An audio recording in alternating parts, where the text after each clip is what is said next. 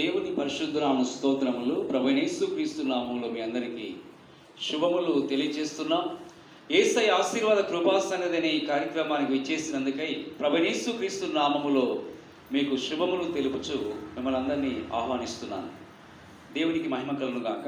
పరిశుద్ధమైన బైబిల్ గ్రంథము నుండి జకర్యా గ్రంథము 5వ అధ్యాయము, జకర్యా గ్రంథము 5వ అధ్యాయము మొదటి 3 వచనాలు చదువుకుంటున్నాం.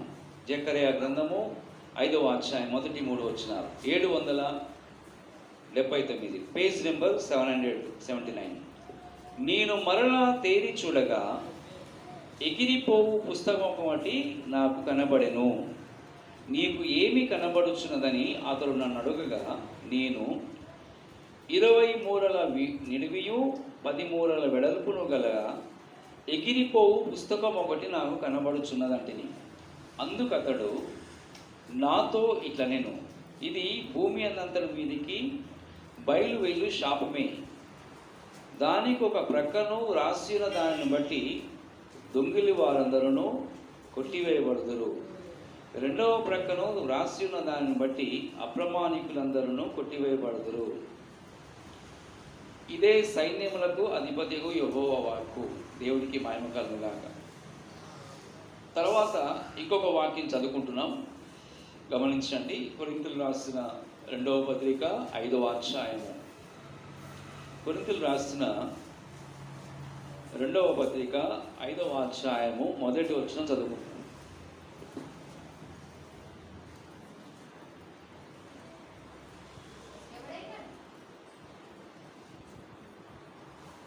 కొరింథీయులు రాసిన 2వ పత్రిక 5వ అధ్యాయము మొదటి వచనం.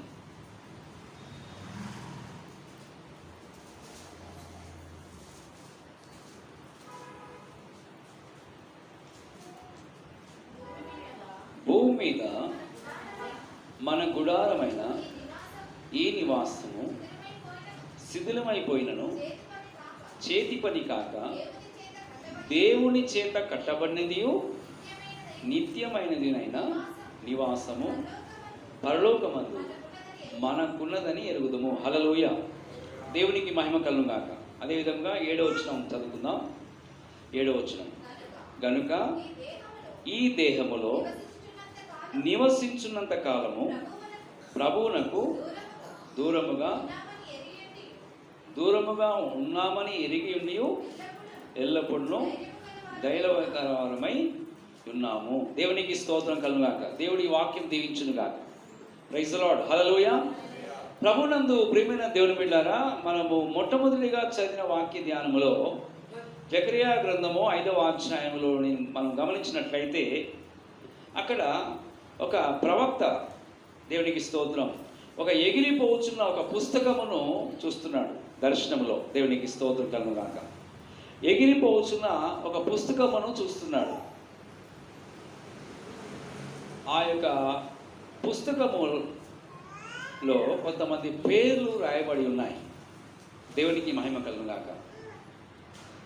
20 మూరల నిడివియు 10 మూరల వెడల్పు గల ఒక ఎగిరిపోవచ్చున్న ఒక పుస్తకము కనబడుచున్నది. ఒక దర్శనంలో చూస్తున్నాడు జకర్యా ప్రవక్త. దేవునికి మహిమ కలుగుగాక. అయితే ఈ ఎగిరిపోవచ్చున్న పుస్తకము ఏంటి?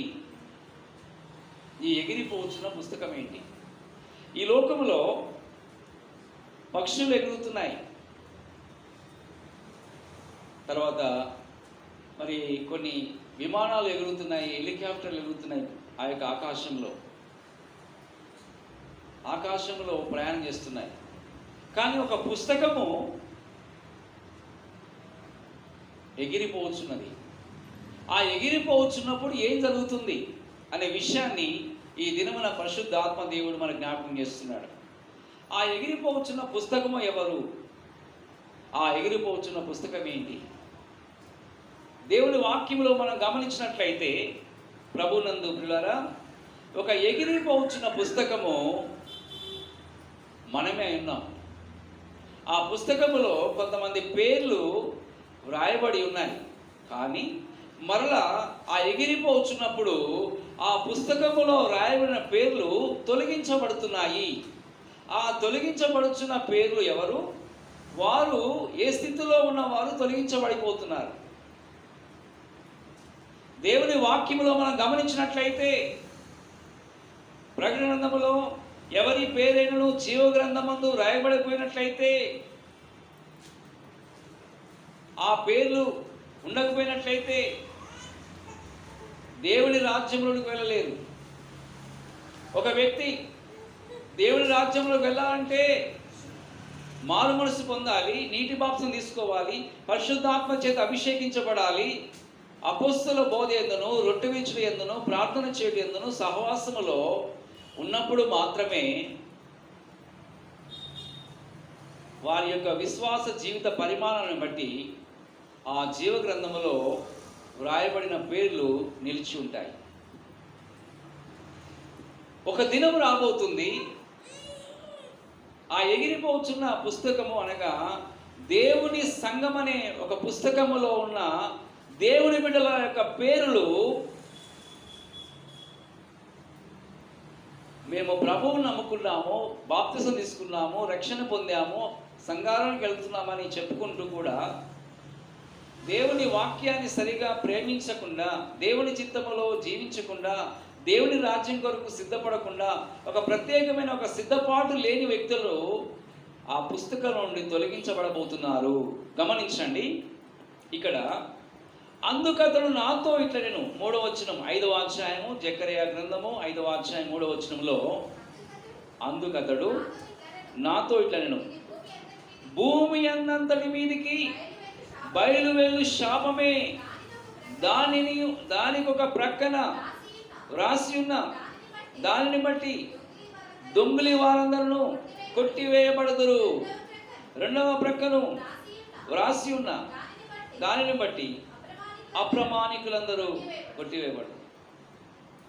మనం అనుకోవచ్చు, దేవుడి వాక్యం వింటున్న దేవుడి బిడ్డలారా, మేము దొంగలం కాదండి, మేము ఎక్కడ కూడా దొంగతనం చేయట్లేదు అని అనుకుంటూ ఉంటాం. మనం చాలా సందర్భాల్లో దేవుడు మనకిచ్చిన సమయాన్ని దొంగిలిస్తున్నాం. గమనించండి, దేవుడు మనకు 24 గంటలు ప్రతిరోజు, మరి 24 గంటలు దేవుడు మనకి ఇచ్చాడు. ఈ 24 గంటల్లో కనీసం 2.5 గంటలు మనము దేవుని సన్నిధిలో ప్రార్థన చేయాలి.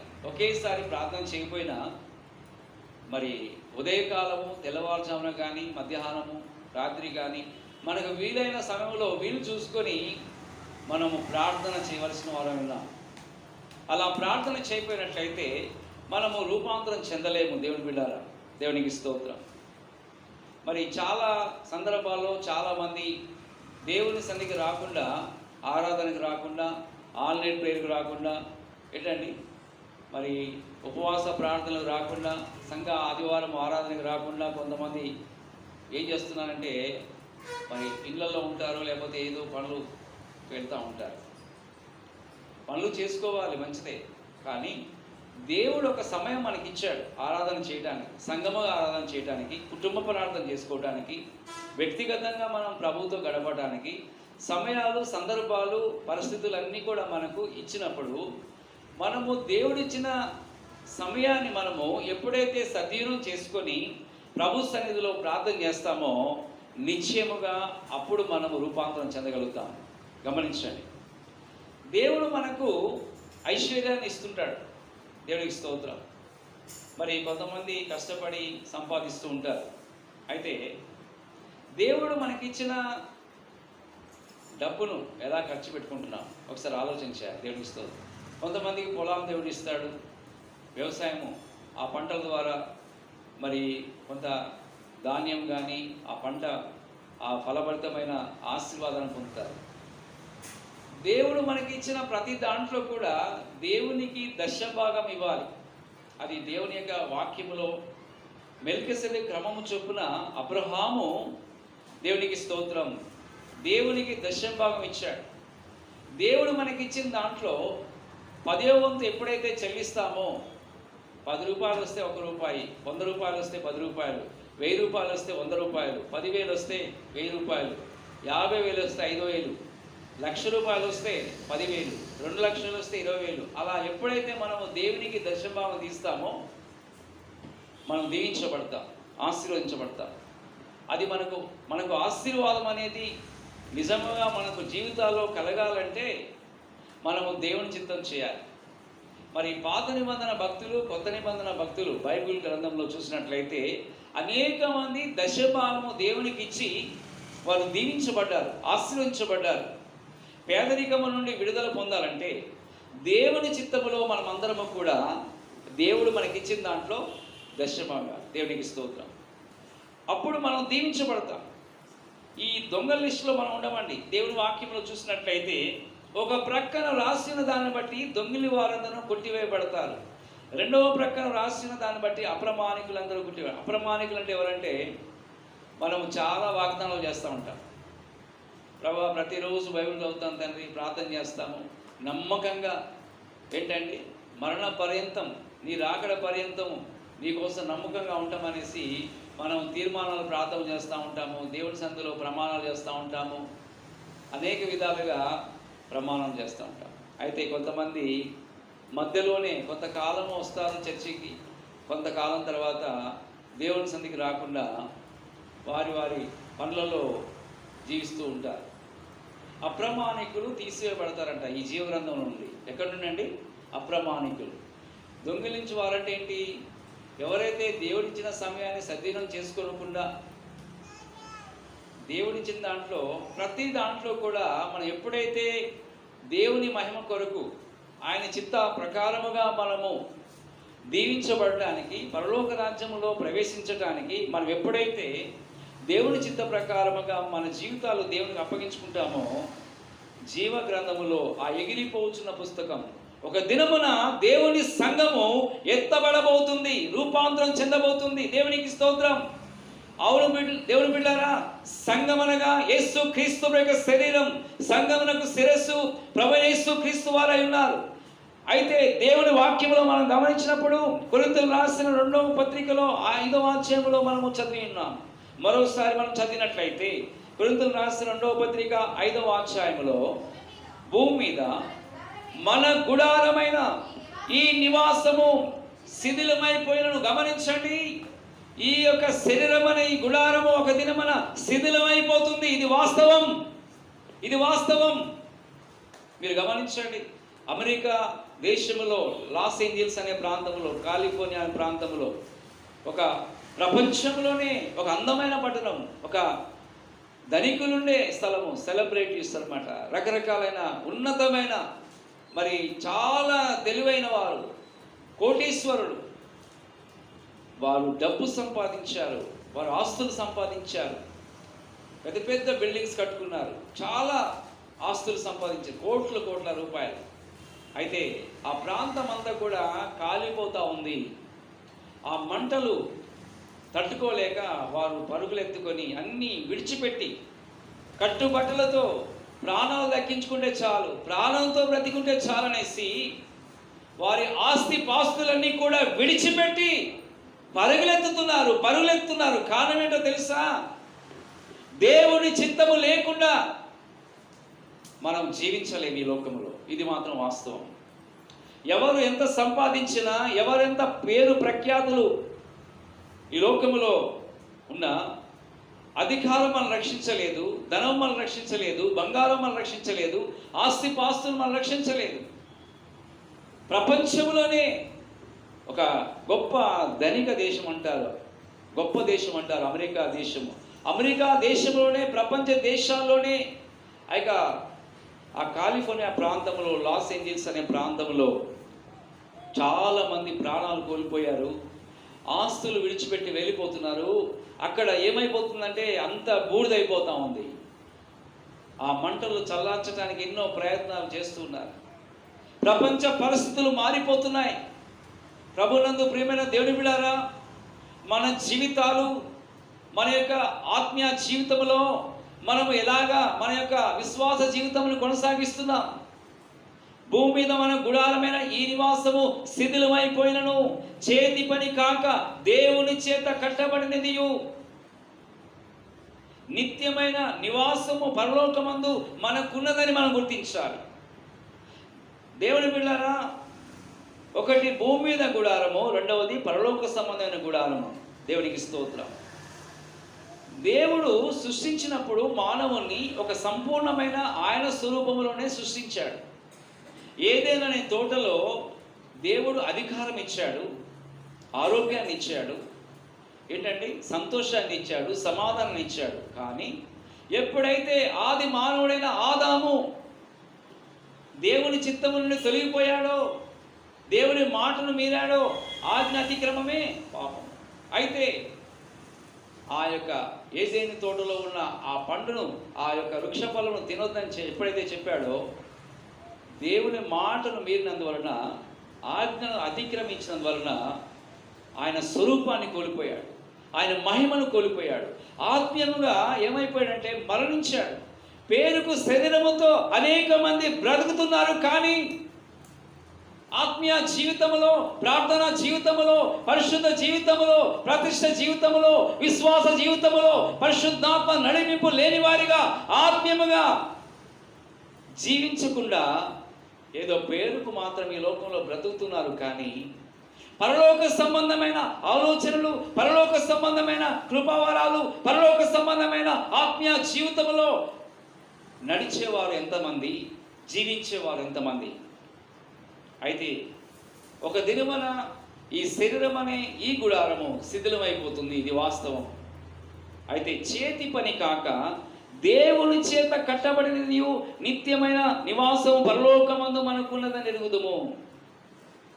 దేవుని మాటలు గమనించినట్లయితే ప్రభునందు ప్రియులారా 7వ వచనంలో చదివి ఉన్నాం.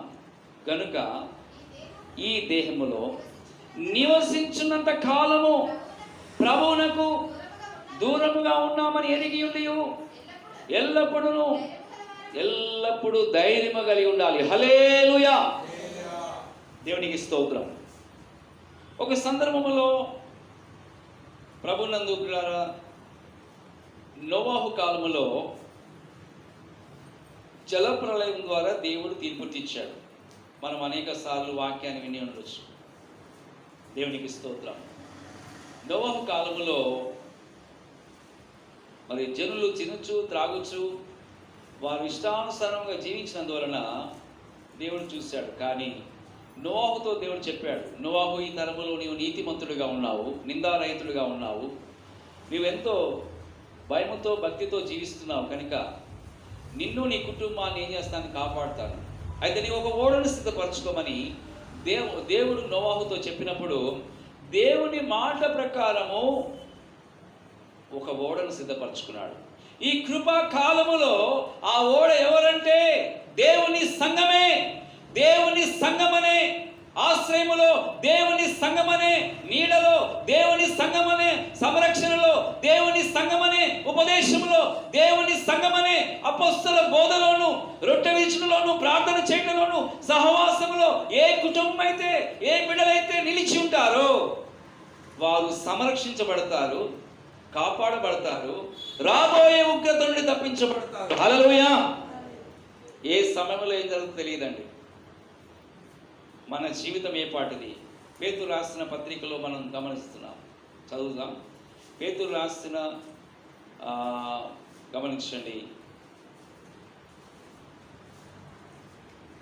2వ పత్రిక 3వ అధ్యాయము గమనించండి. 3వ అధ్యాయము 5వ వచనం అండి. 2వ పత్రిక, పేతురు రాసిన 2వ పత్రిక 3వ అధ్యాయము 5వ వచనం. ఏలైనగా పూర్వము నుండి ఆకాశం ఉండిననియు, నీళ్ళలో నుండి నీళ్ళ వలనను సమకూర్చబడిన భూమియు దేవుని వాక్యం వలన కలిగిననియు వారు బుద్ధిపూర్వకముగా మరుతురు. ఆ నీళ్ళ వలన పుట్టిన లోకము నీటి వరదలో మునిగి నశించెను.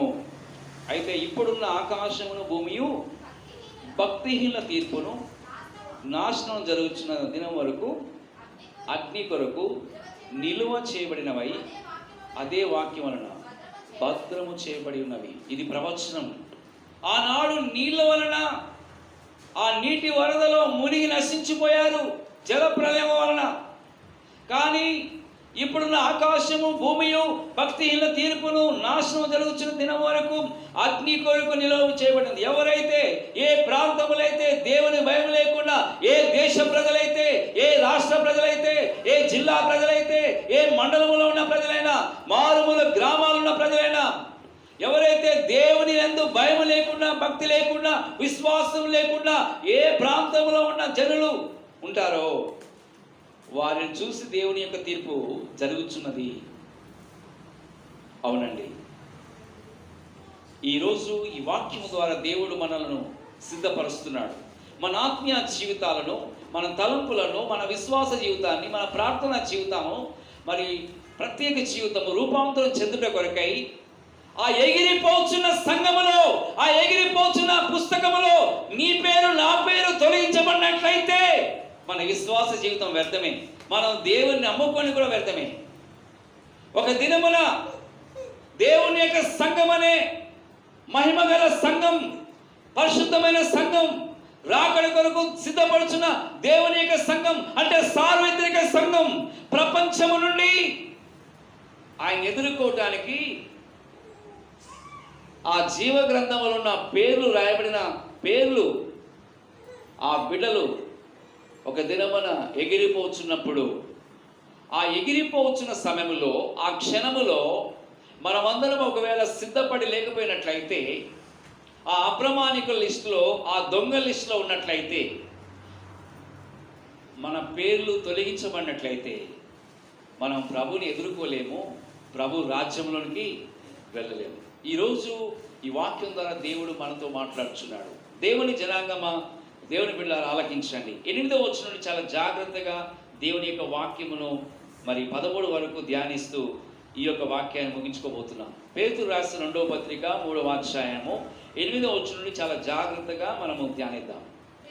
ప్రియులారా, ఒక సంగతి మరచిపోకుడి, ఏమనగా ప్రభు దృష్టికి ఒక దినము 1000 సంవత్సరములను 1000 సంవత్సరముల చాలు. తర్వాత మనం ధ్యానిద్దాం. ఇక్కడ వాక్యమును చూసినట్లయితే ఒక సంగతి మర్చిపోకుడి. చాలా మంది ఏమనుకుంటారంటే ప్రభు రాకడ ఎప్పుడో వస్తుంది అనుకుంటారు. కానీ ప్రభు రాకడ ఎప్పుడో, మన పోకడ ఎప్పుడో తెలియదు. దేవుడు మనల్ని ఎప్పుడు పిలుస్తాడో మనకు తెలియదు. అంటే ఈ లోకాన్ని ఎప్పుడు విడిచిపెడతామో మనకు తెలియదు.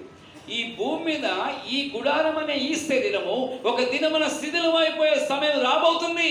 ఇది వాస్తవం. ప్రతి ఒక్కరూ ఈ లోకాన్ని విడిచిపెట్టి వెళ్ళిపోవాల్సిందే. ఆత్మ దయచేసిన దేవుని ఎందుకు చేరాల్సిందే. కనుక దేవుని వాక్యంలో మనం చూసినట్లయితే, ప్రియులారా, ఒక సంగతి మర్చిపోకుడి, ఏమనగా ప్రభు దృష్టికి ఒక దినము 1000 సంవత్సరం వలెను, 1000 సంవత్సరంలో ఒక దినం వలె ఉన్నవి. కొందరు ఆలస్యమని ఎంచుకున్నట్లు ప్రభు తన వాగ్దానము గూర్చి ఆలస్యము చేయవాడు కాడు, కానీ ఎవరును నశింపవలని ఇచ్చయింపక అందరూ మారు మనసు పొందవలని కోరుచు మీ ఎడల దీర్ఘశాంతము గలవాడు. ఎందుకంటే ఆయన రాకడ ఆలస్యం అవుతుంది. ఎవరు నశించిపోవడం ఆయనకి ఇష్టం లేదు. అందరూ అంతటను అనేకమైన ప్రాంతాల్లో ఉన్న ప్రజలకు దేవుని సువార్త ప్రకటించబడాలి. యేసు క్రీస్తు యొక్క ప్రేమను జనులు తెలుసుకోవాలి. ప్రభు ఇచ్చే రక్షణ మార్గములో, జీవ మార్గములో, వెలుగు మార్గములో, పరలోక మార్గములో, దేవుని మార్గములో జీవించాలని దేవుని యొక్క ఉన్నతమైన సంకల్పము కనుకనే ఆయన రాకడ ఆలస్యం అవుతుంది. కనుక అందరూ మారు మనసు పొందవాలని కోరుచు మీ ఎడల దీర్ఘశాంతము గలవాడై ఉన్నాడు. దేవునికి స్తోత్రం. ఆ యొక్క కృపగల దేవుడు, కనికరమగల దేవుడు, క్షమించే దేవుడు, ప్రేమించే దేవుడు, ఆదరించే దేవుడు, మన ఆత్మలు దేవుడి రాజ్యానికి వెళ్ళాలని ఇంకా దేవుడు మనల్ని ఏం చేస్తున్నాడు? సిద్ధపాటు కొరకు ఆయన రాకడ ఆలస్యం అవుతుంది. దేవునికి స్తోత్రం. ఇక్కడ ప్రభు మాటలు గమనించినట్లయితే 10వ వచనం నుండి, అయితే ప్రభు దినము, ఇక్కడ చూడండి, దొంగ వచ్చినట్లు. దొంగ ఎప్పుడైనా చెప్పి వస్తాడండి? దొంగ ఒక ఇంట్లో మరి దొంగతనం చేయడానికి వెళ్తే మామూలు పాత సామాన్లు కానీ పాత అవి తీసుకెళ్తాడా? లోపలికి దొంగిలించడానికి వెళ్ళి ఆ బీరువాలు పగలగొట్టి దాంట్లో ఉన్న బంగారం కానీ డబ్బు కానీ విలువైన ఏదైనా వస్తువులు కానీ వజ్రాలు కానీ లేకపోతే ఇంకేదైనా విలువైనవి తీసుకుని వెళ్తాడు దొంగ. అవునంటారా? పాత ఏమైనా తీసుకెళ్తాడా? అట్లనే ప్రభునందు పిల్లరా, ప్రభు దినము దొంగ వచ్చినట్లు వచ్చును. ఒక విలువైన వారి కోసం ప్రభు రాబోతున్నాడు. హల్లెలూయా. ఒక ప్రత్యేకమైన జీవితం, ఒక సాక్ష్య జీవితం, దేవుని యొక్క మందస్థాన్ని ప్రేమించే దేవుని బిడ్డల కొరకు ప్రభు రాబోతున్నాడు. దేవునికి స్తోత్రం. ఈ లోకములో క్రైస్తవ జీవితంలో పరిశుద్ధాత్మ నడిపింపు కొరకు జీవించే వారి కొరకు ప్రభు రాబోతున్నారు. సంఘానికి, సమాజానికి, కుటుంబానికి, ఈ లోకానికి ఒక ఆశీర్వాదకరముగా జీవించే దేవుని బిడ్డల కొరకు ప్రభు రాబోతున్నారు. ఒక విలువైన బిడ్డల కొరకు ప్రభు రాబోతున్నారు. ఎందుకంటే నేను మిమ్మల్ని విలువ పెట్టుకొని ఉన్నాను, మీరు నా సొత్తు అంటున్నాడు ప్రభు. ఎవరి సొత్తు అండి? మనం అందరం ప్రభు సొత్తుగా పిలువబడుతున్నాం. దేవునికి స్తోత్రం. ఇశ్రాయేలు భయపడకు, నేను పేరు పెట్టి నిన్ను పిలిచినాను, నీవు నా సొత్తు. దేవునికి స్తోత్రం. జలములలో పడి దాటునప్పుడు, అగ్నిలో నీవు అగ్ని వంటి మహాశ్రమలు నిన్ను వెంటాడుచున్నప్పుడు జ్వాలలు నిన్ను కాల్చవని వాక్యంలో ఉంది. నేను విమోచించి ఉన్నాను, నేను నిన్ను ఏర్పరచుకొని ఉన్నాను, నీవు నా సొత్తైన బిడ్డగా ఉన్నావనేసి పరిశుద్ధాత్మ దేవుడు మనతో మాట్లాడుచున్నాడు. కనుక దేవుని మాటలు చూసినట్లయితే ఆ దినమున ఆకాశములు మహాధ్వనితో గతించిపోవును, పంచభూతములు మిక్కటమైన వేండ్రముతో లయమైపోవును, భూమియు దాని మీద ఉన్న కృత్యములను. అవునండి, మనం చూస్తున్న ఈ ఆకాశము, ఈ ప్రకృతి ఏమవబోతుందంట? దేవునికి స్తోత్రం. మహాధ్వనితో గతించిపోవును, పంచభూతములు మిక్కటమైన వేండ్రముతో లయమైపోవును. దేవునికి స్తోత్రం. భూమియు దాని మీద ఉన్న కృత్యములు కాలిపోవును. ఒక అద్భుతమైన కార్యాలు జరగబోతున్నాయి. ఇవన్నీ ఇట్లు లయమైపోవును గనుక ఆకాశములు రగులుకొని లయమైపోవునట్టు, పంచభూతములు మహావేంద్రంతో కరిగిపోవునట్టు దేవుని దినపు రాకడ కొరకు కనిపెట్టొచ్చు. గమనించండి, ప్రభు రాకడ వచ్చే సమయంలో అనేకమైన కార్యాలు జరుగుతాయనేసి దేవుని యొక్క వాక్యంలో చెప్పబడుచు ఉన్నది.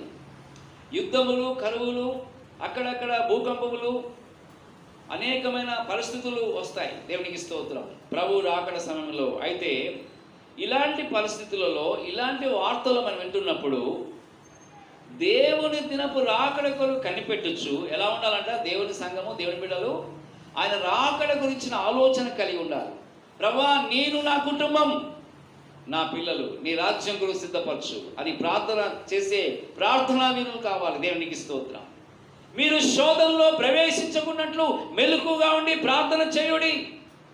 ప్రార్థన చేసే దేవుని యొక్క బిడ్డలతో దేవుని సన్నిధి, దేవుని కృప, దేవుని మందస్సం, దేవుని యొక్క ఆత్మ వెంబడిస్తూ ఉంటుంది. దేవుని దినపు రాకడ కొరకు కనిపెట్టచ్చు, దాని ఆశతో అపేక్షించచ్చు.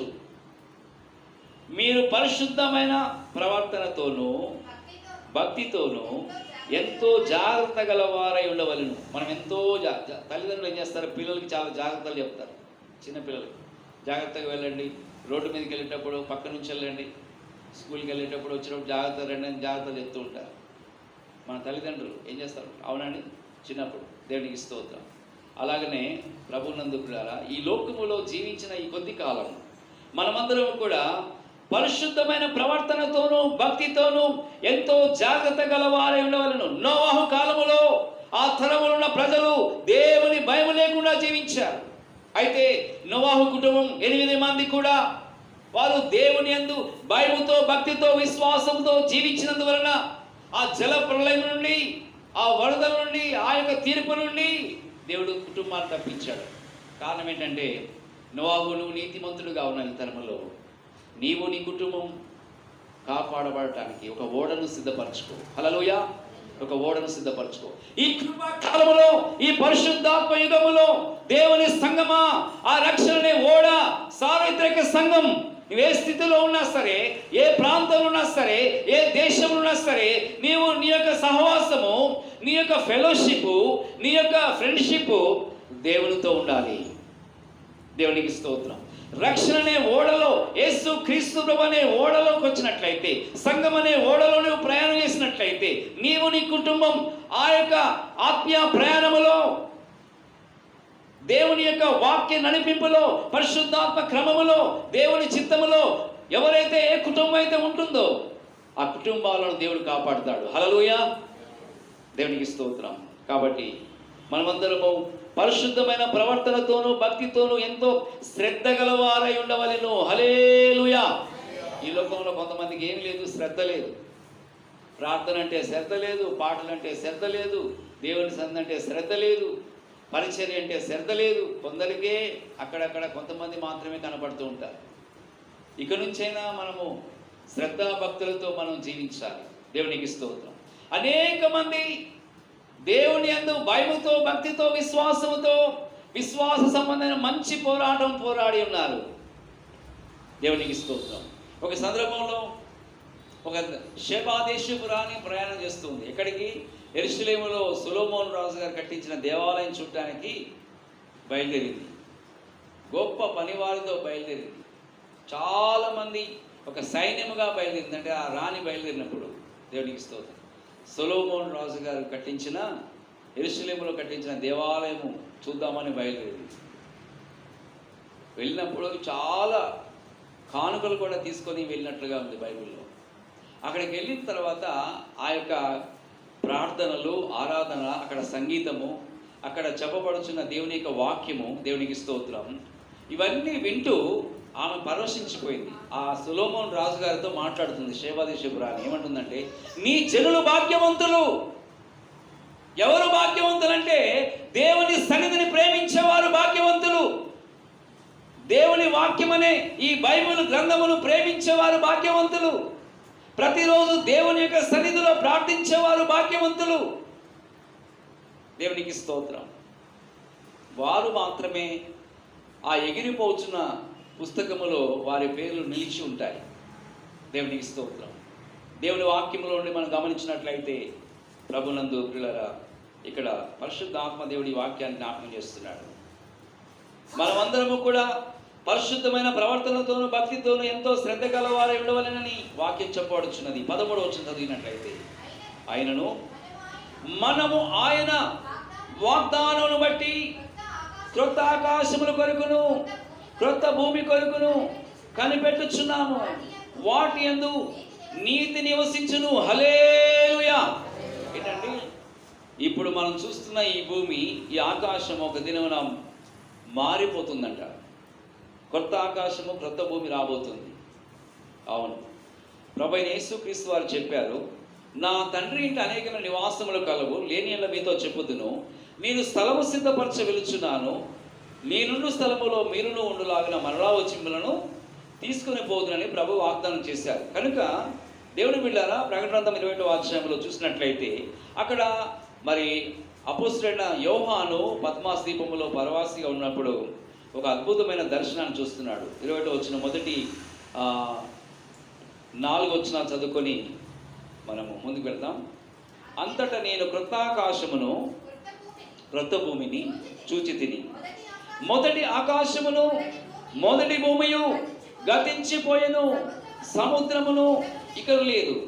మరియు నేను నూతనమైన యెరూషలేము అను పరిశుద్ధ పట్టణము తన భర్త కొరకు అలంకరింపబడిన పెళ్లి కుమార్తె వలె సిద్ధపడి పరలోకమందున్న దేవుని యొద్ద నుండి దిగి వచ్చిన చూచితిని. ఇక్కడ గమనించినట్లయితే, క్రొత్త ఆకాశమును క్రొత్త భూమియు చూచితిని. మొదటి భూమియు మొదటి ఆకాశం ఏమైపోయిందంట? సముద్రం ఇక లేదు. అంతా దేవుడు నూతన సృష్టిగా మార్చబడుతున్నాడు. దేవునికి స్తోత్రం, దేవునికి మహిమ కలుగుగాక. మనమందరము ఒక నూతన యెరూషలేము అనే ఒక పరిశుద్ధ పట్టణముగా సిద్ధపడవలసి ఉన్నది. ప్రభువైన యేసుక్రీస్తు వారిని ఎదుర్కోవడానికి ఆయన రెండవ రాకడ సిద్ధముగా ఉన్నది. కనుక ఆ సెకండ్ కమింగ్లో పరిశుద్ధులను తీసుకెళ్ళడానికి ప్రభు రాబోతున్నాడు. మనమందరము ఆయన ఎదుర్కొనే ఆధిక్యతను మనం కలిగి ఉండాలి.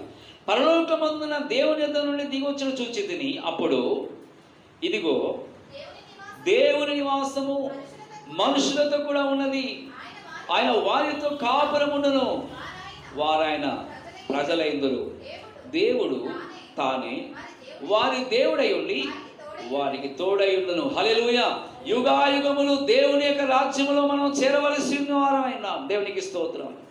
కనుక దేవుని బిడ్డలారా, భూమి మీద ఈ గుడారము శిథిలమైపోతుంది. ఓ దినమున దేవుని చేత కట్టబడుచున్న నిత్య నివాసము అది పరలోక పట్టణమే. హల్లెలూయా. ఒక నిత్యమైన గృహం మనకుంది, ఒక నిత్యమైన దేవుని రాజ్యం మనకు అనేది ఒకటి ఉంది. అది ఒక మహిమగల స్థలం. కనుక అక్కడ ఏమి లేదంట, ఆయన కన్నుల ప్రతి బాష్ప బిందువును తుడిచివేయను, మరణం ఇక ఉండదు. తర్వాత దుఃఖమైనను ఏడుపైనను వేదనను. ఈ లోకంలో మనం జీవించిన కాలం అంతా కూడా వేదనలే. ఏదో ఒక బాధ, ఏదో ఒక శోధన, ఏదో ఒక ఇబ్బందులు, ఏదో ఒక పోరాటములతో మనం జీవిస్తూ ఉంటాం. కానీ నిత్యమైనది పరలోక రాజ్యము. దేవునికి స్తోత్రం. అది మహిమగల పట్టణం, ఒక దేవుని బిడ్డలు నివాసము చేసే స్థలం. ఒక దినమున ఒక మహిమగల సంఘము. ఆ సంఘమనే ఎగిరిపో పుస్తకములో నుండి నీ పేరు కానీ నా పేరు కానీ తీసివేయబడకూడదు.